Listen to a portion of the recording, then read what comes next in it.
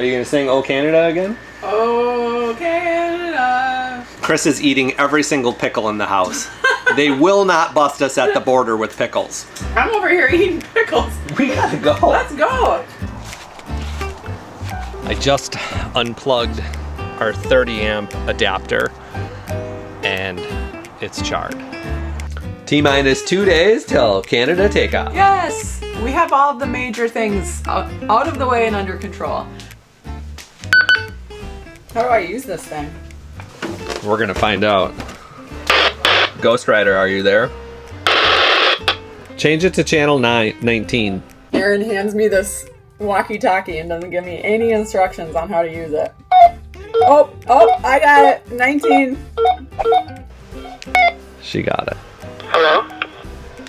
Yay, it works. What's that scene from that scary movie? Is it, do you like candy?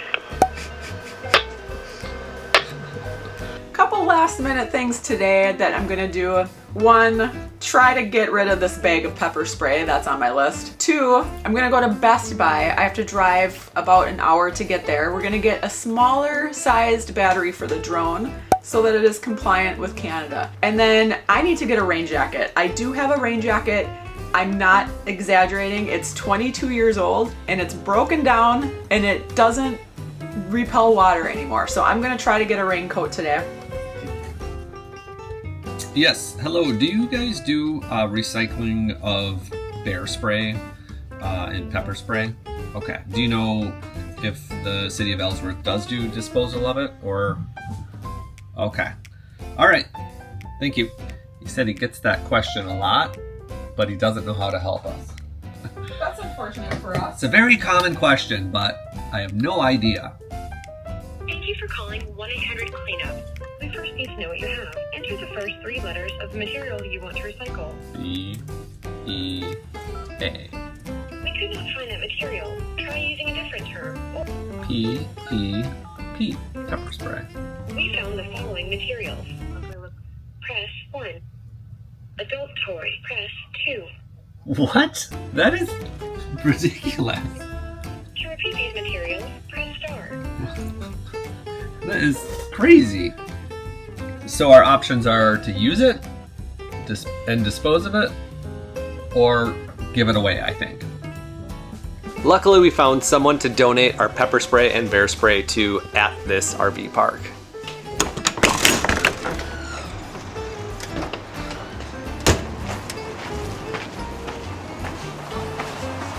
And for all you Starlink fans out there, yes, we still do have our Starlink.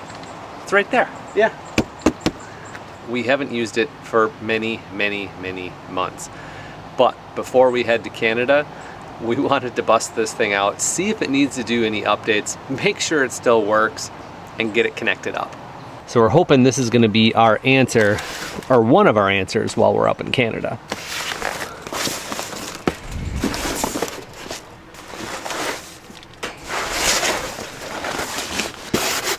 A little bit of water damage, a little bit of dirt.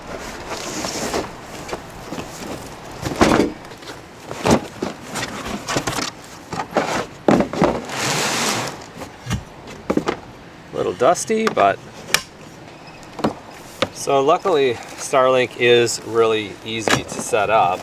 I will say I am not looking forward to tearing down and setting this up every 2 to 3 days. We are traveling pretty fast in Canada.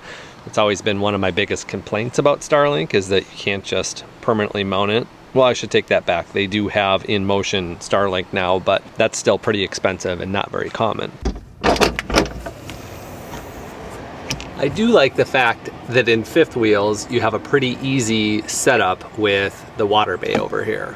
And what I mean is you already have an outside hole that gives you access, so you don't have to run it through a slide like a lot of people do or through an open window. You can just run your cable right through the hole that's already there. And we have 110 right here. So we have our 50-foot cable here. And we're just gonna pull this up through the water port right down here, right next to our water hose.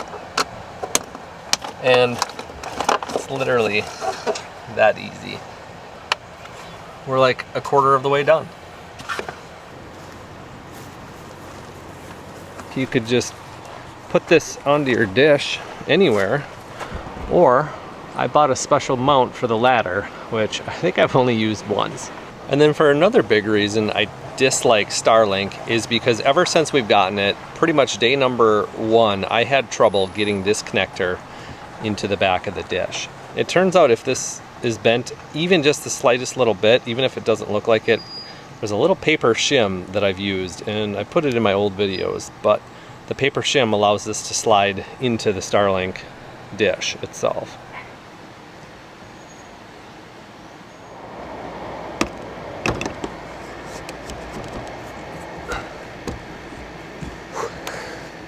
Dangerous. So I'm always nervous about setting this down, messing up the front of the antenna, and sometimes this cable goes in easy, other times it's a big pain in the butt. Top of the ladder is not the best place to be messing with it. Oh, and it went right in. The Starlink favors me today. So now we can just turn on the router. You see why I think this is a big pain in the butt? Instead of just having a rooftop antenna and the cellular data working 24/7, always a hotspot on the RV, always have internet connection. Our cameras are always on, the electrical system's always monitored. I can turn a bunch of things on and off remotely from anywhere in the world, and it just makes a lot of sense. The dog's temperature sensor, all that stuff. This is great when you need it, but to me, it's a pain in the butt. So now we're just gonna plug it in. So once I open up the app, it says it's paused, which is a nice thing about Starlink. You don't have to keep the service connected, but it's $150 a month when you go with the roaming and you have to pause and unpause it. It may take 15 minutes for Starlink to get online. Manage subscription.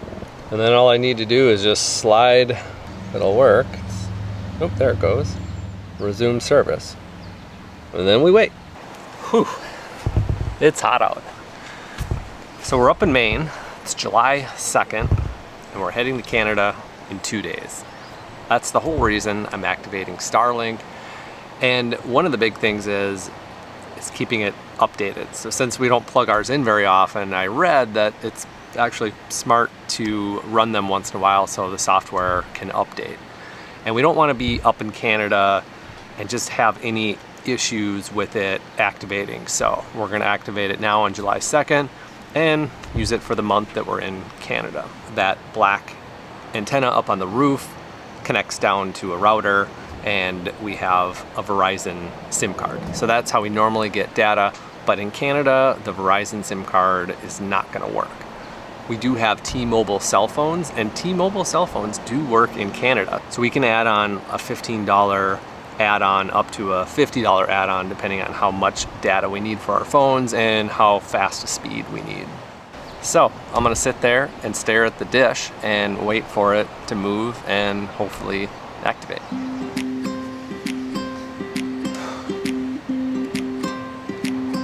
15 minutes.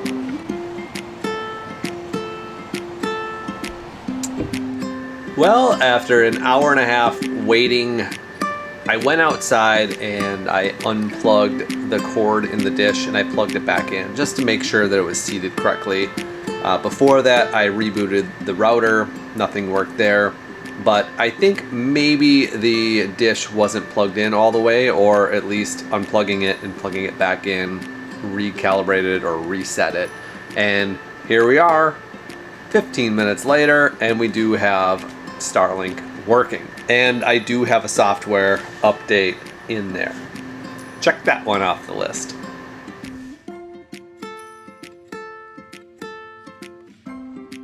We've been talking about the Keys to Canada trip for months now, and we're finally here. This is the day before we head to Canada. It's July 3rd, we're up in Bar Harbor, and we just got done spending 3 wonderful weeks in this area. But we do have some pre-game day jitters. As Butterflies. Yeah, we're about to cross the border tomorrow. I am stoked. Neither one of us have ever been to Canada. Overall, we're feeling really calm, very ready. We've been planning on this for a long time. So it's not like nervous or scared to cross the border, but there's definitely things that you need to be aware of. So in particularly, I think the biggest thing is food and food in your refrigerator. For us, we've gone through most all of our fresh produce and stuff. The website for Canada does have a very specific list of things that you can bring in, and it's surprisingly generous. Now, we have heard that depending on who you get at the Customs Patrol, some border patrols are more lenient than others. So I think it comes down to the very day that you go and who you're working with when you cross. And it's not that you can't bring a lot of stuff across the border. It's more like you want to have it be as least invasive as possible so that, you know, you're not bringing across vegetables, even though you're allowed to, but then maybe they want to see what those vegetables are. Yeah, I think it opens the doors for a inspection, which even if we were to get inspected, we're not worried because we don't have anything illegal in here. We just prefer not to do that. We just prefer to not have to do that, right? Get across sooner, get your day started earlier, and spend less time at the Border Patrol. So our fridge is pretty empty right now. We are down to the bare minimum.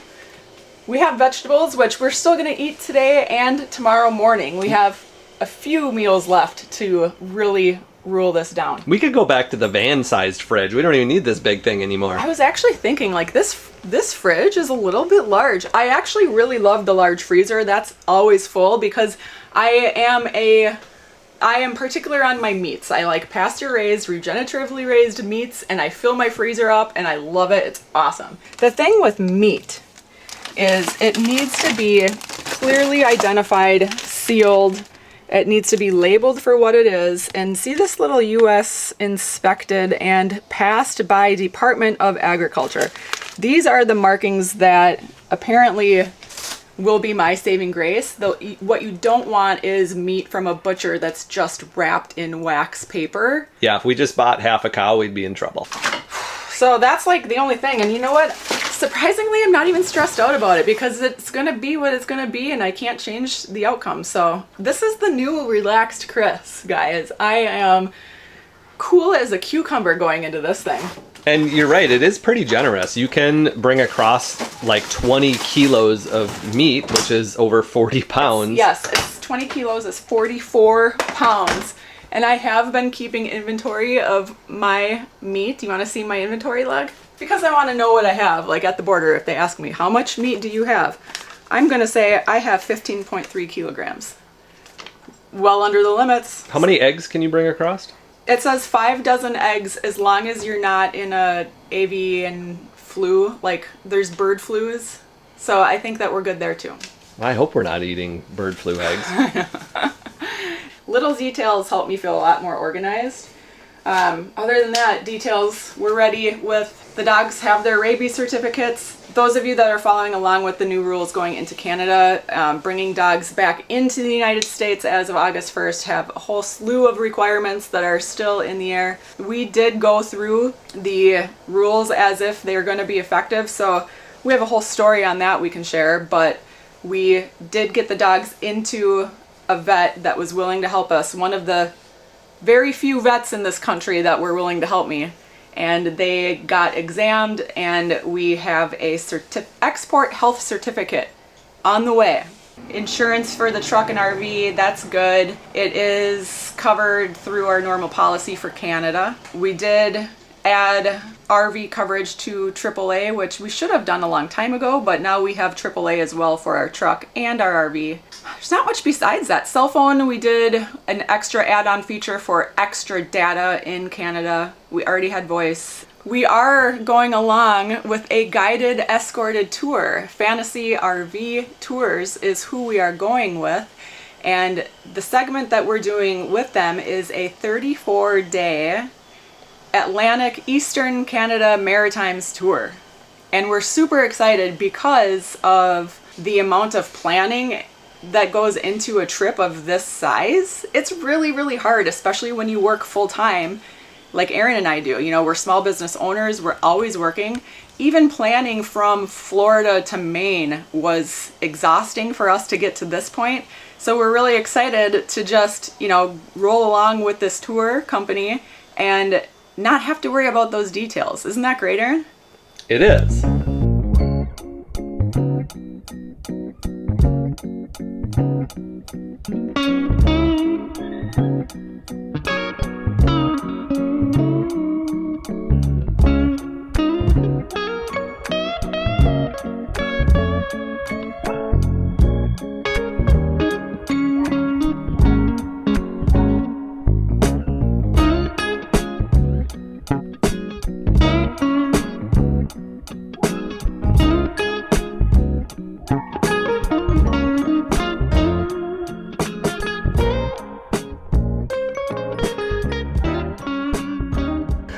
So I noticed just a couple days ago that the electrical was acting very weird. So this red box is the input from the shore power, and it's set at 28 amps because we're on a 30 amp circuit. But it was basically cutting that in half. It was about 15 amps. And I've never really seen it do that. So it was kind of weird. We'd have two appliances on and then the system would start supplementing out of the batteries. And I think I just found out why. I just unplugged our 30 amp adapter and it's charred.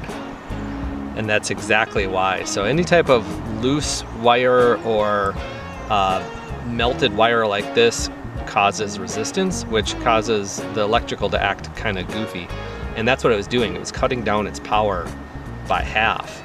Our surge protector didn't do anything weird or say anything, but man, I hate when I see this. This is just scary to think about. That one's really charred. And it's definitely not drawing too much power because like I said, we can limit by our multi-plus inverter how much power we're pulling. So it's always under the 30 amps. So definitely something wrong with the grid there. We've been on the East Coast so much that we really haven't got to test our system as much as we would like to. But going into Canada in these rural parts of the Eastern Maritimes, a lot of these parks have 30 amp, I think, or even 15 or 20. So we're going to be relying quite a bit on our solar.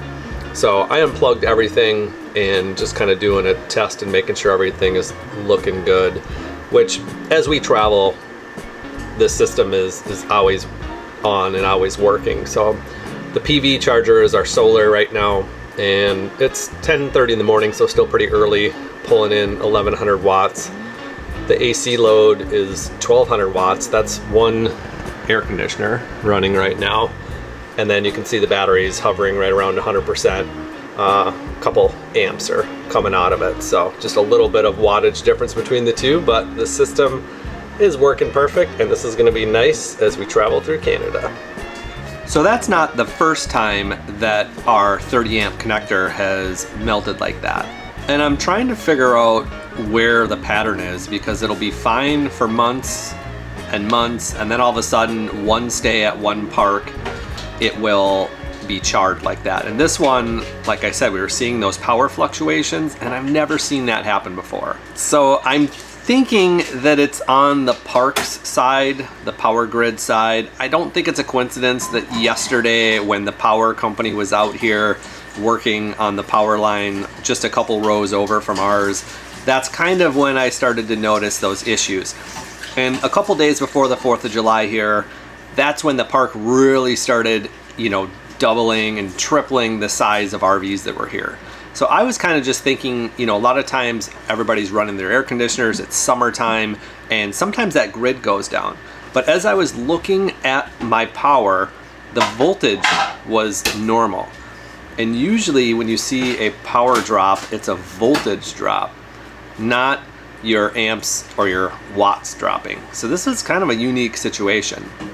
Always something that can happen as you're RVing before travel day. It's really important to follow through and do your checks and carry spares. I do have a spare way to hook up to a 30 amp but it's a different style, and I really prefer the dog bone style that I had because every electrical box is different. But we're not gonna let that stop our trip to Canada.